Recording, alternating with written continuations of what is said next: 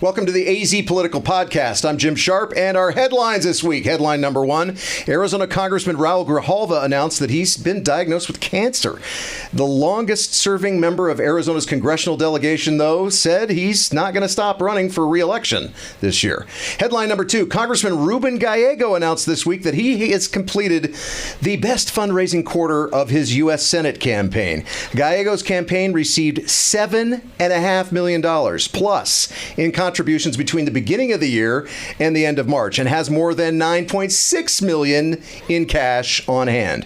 Headline number three, a new Wall Street Journal poll has former President Trump leading President Biden in Arizona 39-34, with RFK Jr. getting, 13% of the vote.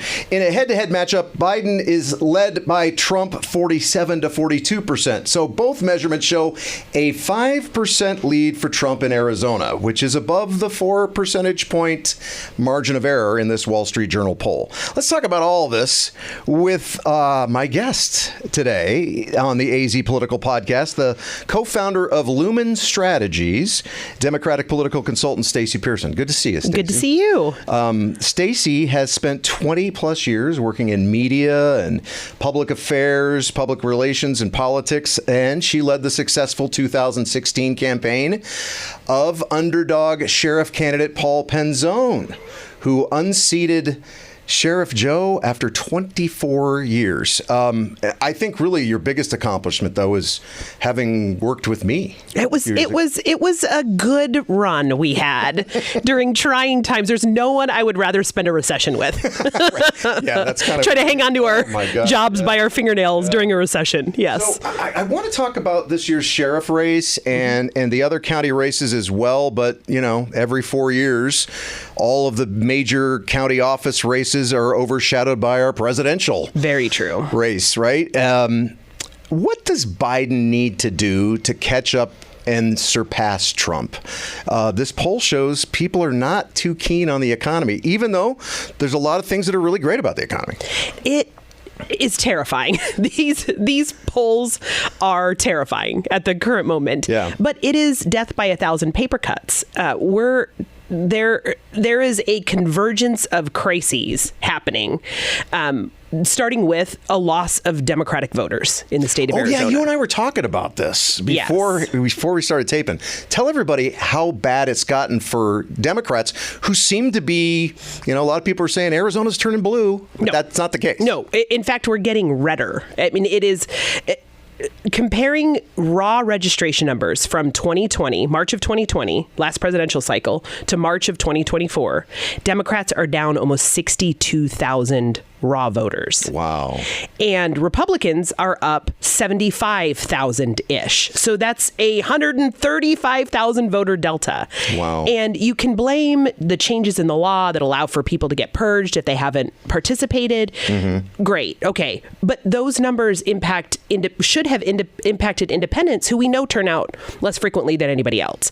And the independents are up almost 140,000 voters. I know, it's crazy. It's crazy. So for Biden, we've got a net loss of Democratic voters in the state. And then the next natural question is why? And it is border. We know what it is, right? We see what the top issues are for Arizona voters. It's the border crisis. And we've managed to unite both the right and the left in demanding action from the federal government, both perhaps for different reasons: humanitarian crisis, family separation, versus just these folks are coming and they're undocumented in crime.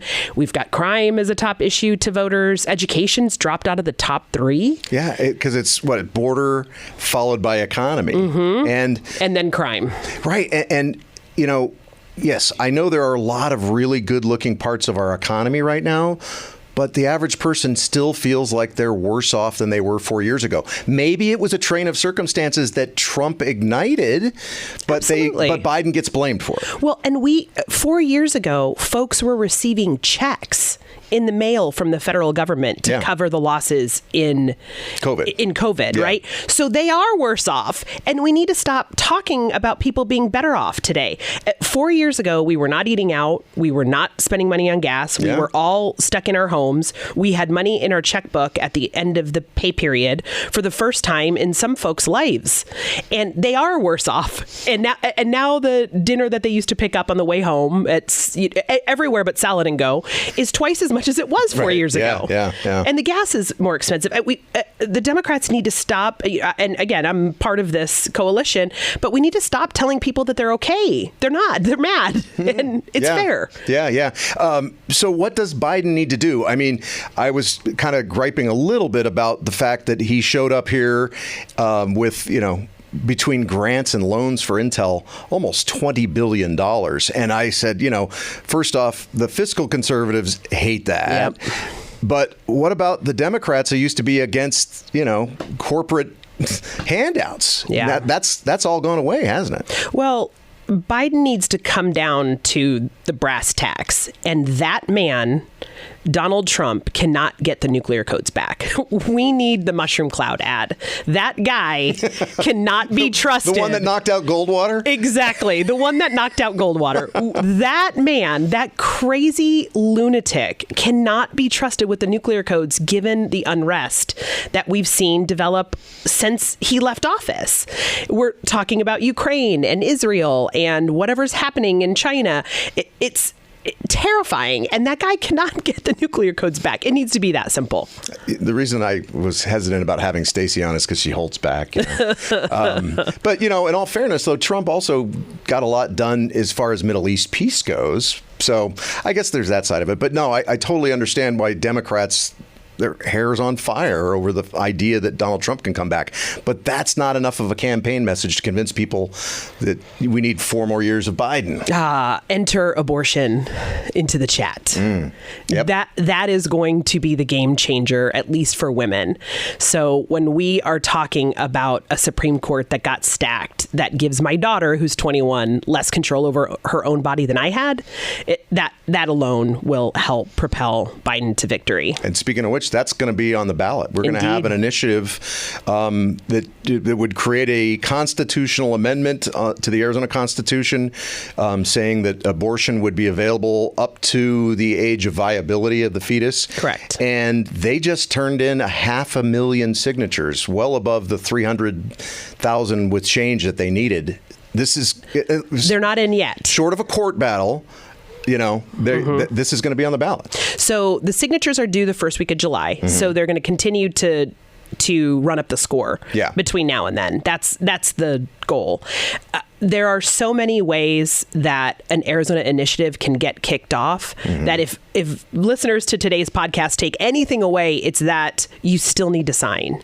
And that score has to be run up. We have a strict compliance standard, which is designed to disqualify signatures on citizens initiatives. Right. The legislature hates citizens initiatives. We get to tell them what to do versus the reverse.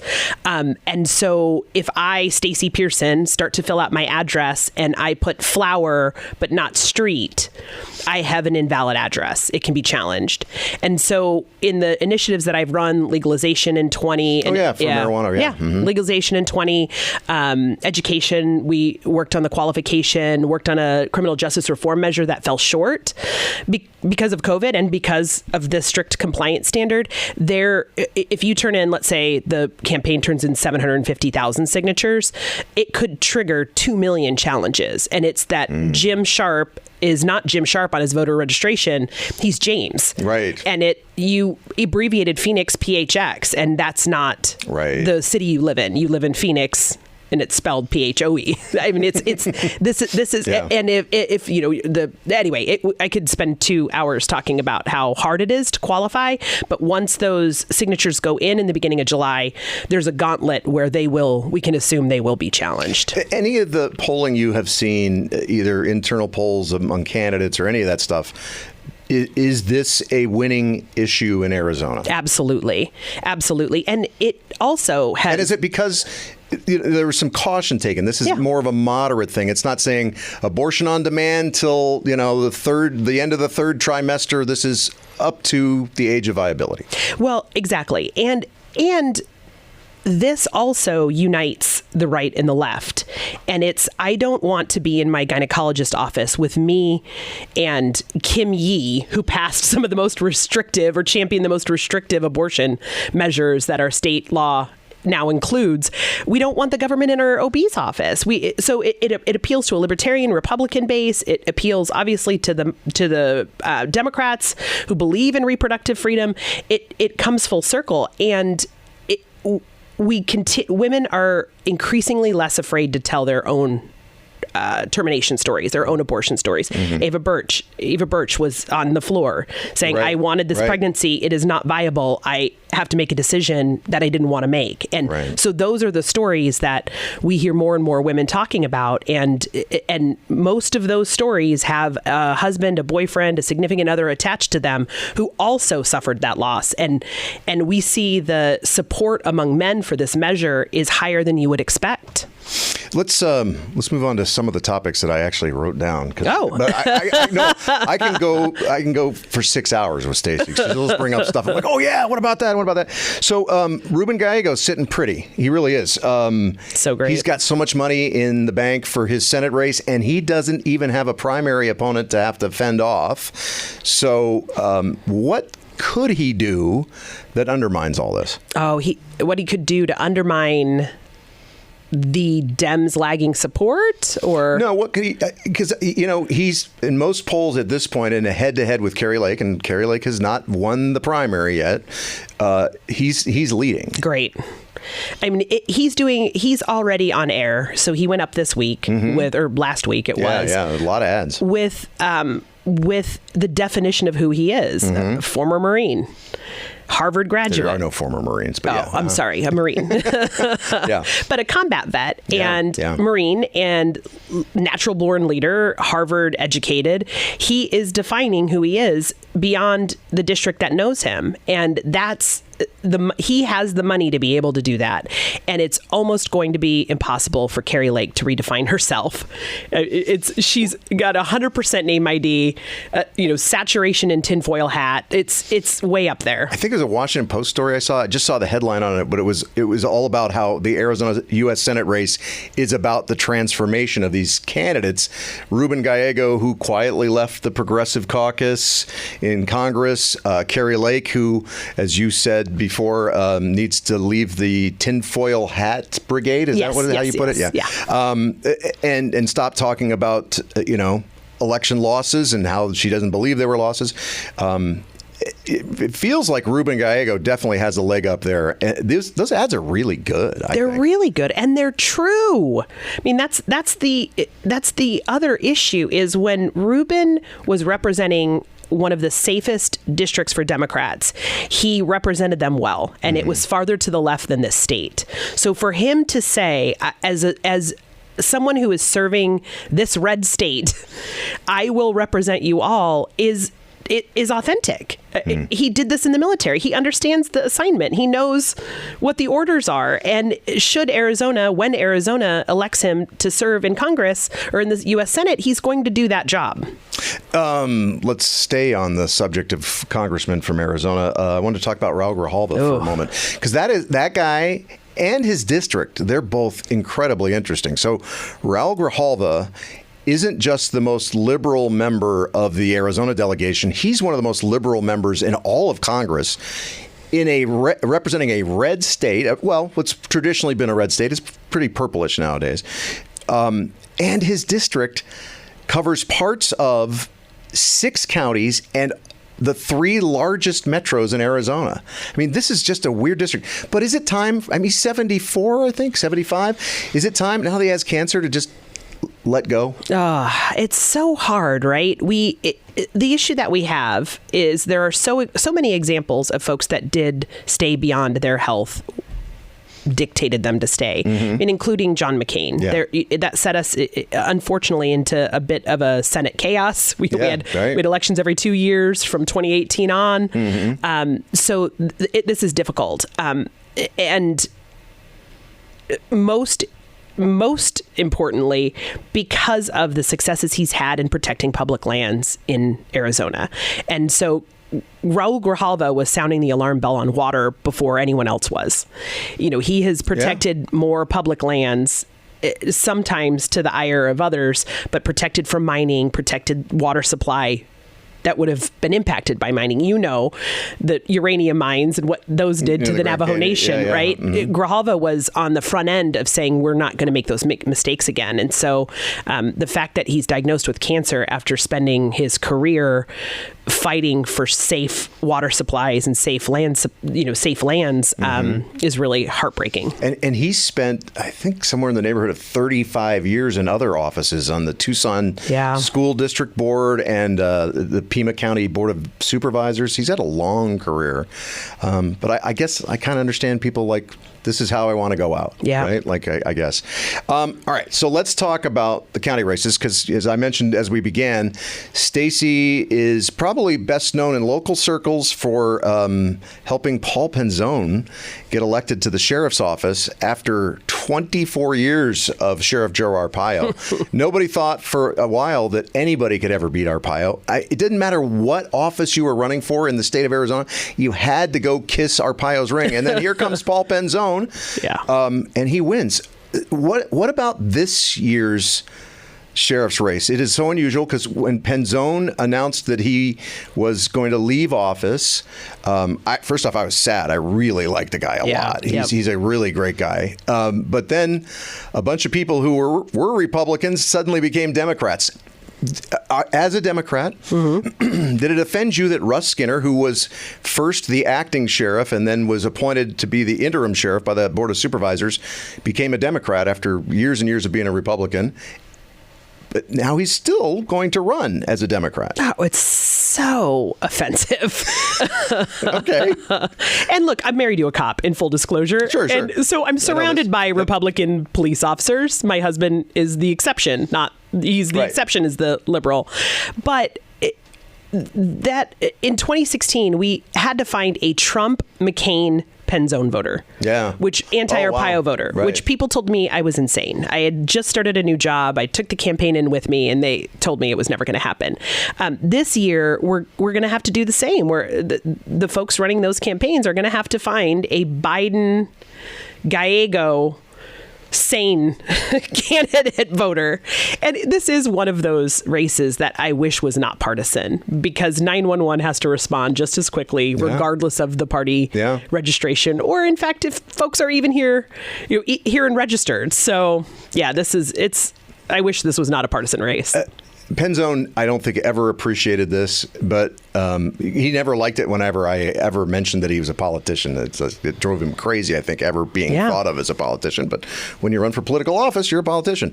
But I always kind of called him a dino, a Democrat in name only.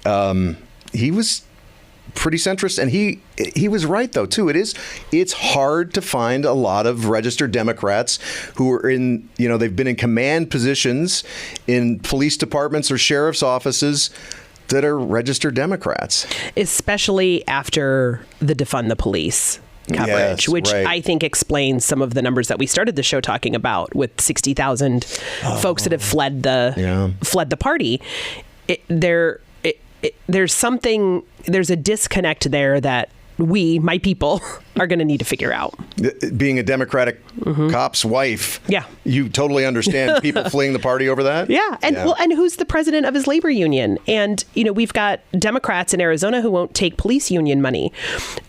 It defies logic. We're talking about a labor union, which is about as blue as you can get in my village.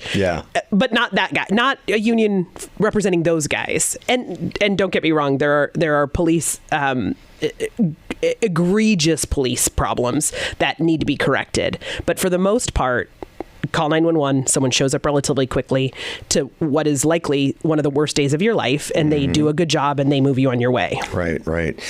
So speaking of law enforcement, the chief law enforcement officer for the county is Rachel Mitchell. Does she recapture her office?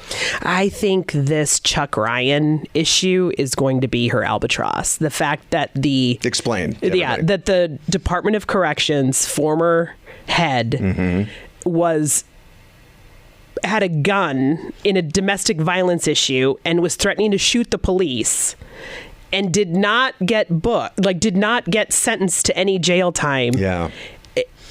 I think. And the explanation that because he was drunk is an excuse, right? Kind of? I can't imagine. That's the issue, is the impartiality. She's got one job. Administer the law fairly to everybody. And the fact that Chuck Ryan is an exception, I think, is going to haunt her. But for the most part, overall, as a cop's wife, yeah. do you feel like she's done a decent job? Yeah, I think she's. Look, the rank and file guys like her. She's been supportive of them and of some of the larger cases that they've put before her. But Tamika Wooten is not a force to be ignored. So the woman running as a Democrat is a former prosecutor in the city of Glendale.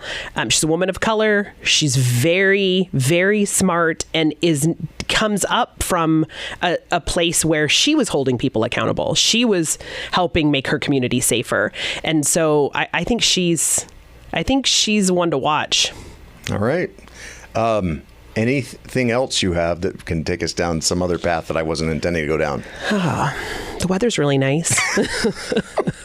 Stacy Pearson of Lumen Strategies. Thank you, Stace. Thank you. Always good to see you. Good to see you. We call each other our political pookies. Pooks. Yeah, we seem to be the only two sane people in an office at one point. Often. And considering how insane we really are, that says a lot about that office. Thanks, Stacy. Appreciate it. In discussing with Stacy Pearson how Joe Biden needs to address Arizona voters' perception that the economy isn't doing well, I'm reminded that there once was a Democratic president who knew how to peer into voters' souls and see things from their point of view. And his main consultant told him what to talk about by saying to Bill Clinton, "It's the economy, stupid." Joe Biden needs to channel his inner Clinton. Now, I'm not talking about the kind of creepy Bill we also remember, but the William Jefferson Clinton who said, "I feel your pain," and meant it, even if it was in some ways a politician performing for the public. I remember when Joe Biden was a little like this, a lot like this at times. Even Republicans who opposed him on most issues saw him as a good guy who spent almost his entire life in service to our country. Maybe Joe Biden needs to remember how to be a little like Clinton while messaging on the economy and be a lot like the Joe Biden of old. But maybe he's too old to remember that guy, or sadly, it seems at times, able to remember that he is Joe Biden. I'm just trying to remember a time when we had more than Biden and Trump to choose from. Hey, thanks for watching this AZ Political Podcast. Thanks to Stacy Pearson from Lumen Strategies for being my guest today. We'll see you next week when Chuck Coughlin, picked as Arizona's best political operative many, many times, will join us on the AZ Political Podcast. Thanks again for watching.